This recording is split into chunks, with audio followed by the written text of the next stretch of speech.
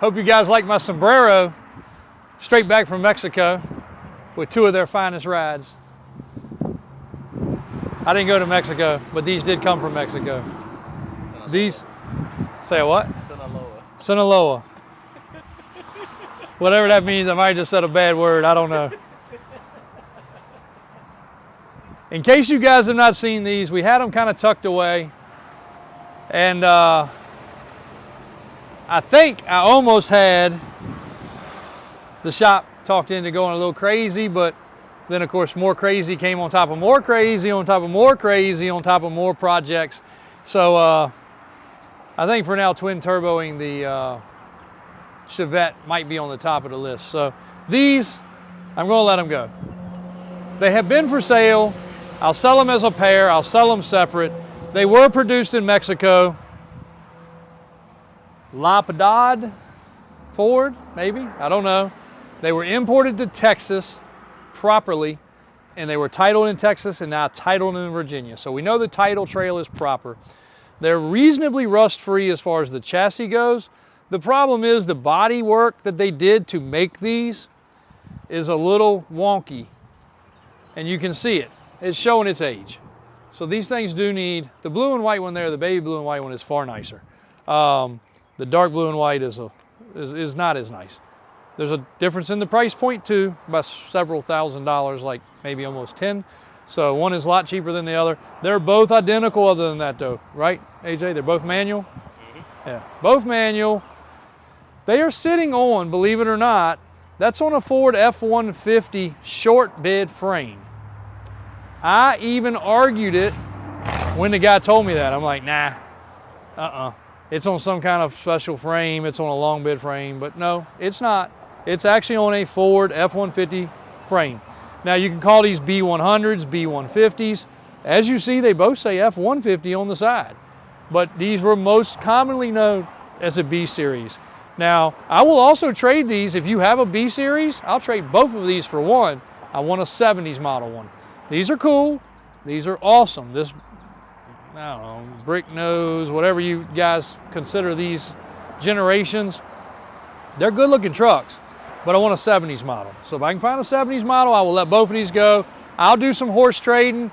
You got something cool, let's talk about it. I'll trade one, I'll trade both. But I'm not usually a trading kind of guy. A lot of people get shot down when they send me trade-ins. I will definitely do some trading on these. This one's on brand new tires. This one I had some, I'll put a new stereo in it. I think I had the headliner done. I was on my way to making this one pretty cool, and then we just stopped. But can you guys picture that with a set of boggers? I mean, whether they be 35s or 39s, straight axle in the front, some 8 lugs, it'd be cool. Like, it would be a monster. And where are you gonna find one? Much less, I don't think anybody, correct me if I'm wrong out there in YouTube land, but if you know of anybody that owns 2 5-door Broncos, let me know. I thought it was pretty cool. I bought this one, and then weirdly enough, that one found me through Internet World. And the guy was like, hey, I think you'll be interested, and sure enough I was, and I bought it, and now I have 2. And I was gonna take the one that was nicer, hands down, this is the nicest one. That's the cheapest one. Crazy paint schemes, this is original paint, look at it. I mean, it's barely hanging on there, but it's original paint. That's original paint.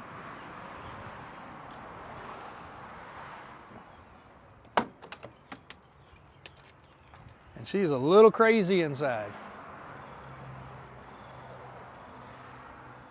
But crazy in a good way. Yep. So we did the headliner. The seat, this one also had a really, really soft seat. We had the seat redone to put some cushion in it, and the radio put in it, and serviced it, inspected it, did a bunch of other miscellaneous maintenance things. So pretty cool there. And again, sitting on good tires. You don't have to change it. You could ride the crap out of this thing. You could make it a fishing rig, a hunting rig, carry the kids around rig. Maybe you had an 80s model Bronco or F-150. This brings back some memories. But here's where you can tell the difference. And this is what I could not get my head wrapped around. Obviously, the front clip and the doors are the same on the Bronco and the F-150 of this generation. You got to imagine if this was a pickup truck, the cab would come down right here. There'd be a little space. The cab would come down right here. Then there's a gap. Then the bed starts. take your bed starting about right here and look at it. The wheelbase is perfect for a short bed. Blew my mind. Absolutely blew my mind. Wish I had a short bed sitting here so you could see. Oh, walk over here.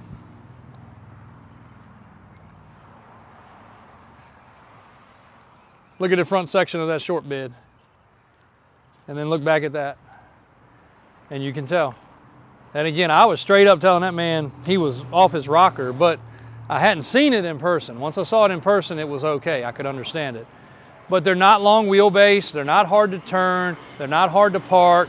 They are longer than a Bronco. The Bronco would be, I don't know, 10 inches to ish, maybe 12 inches shorter.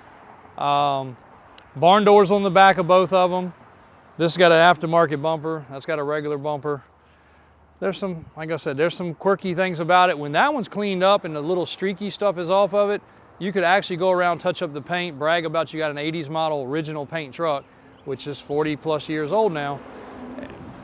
Probably hold a little candle to something. I think this is the, yeah.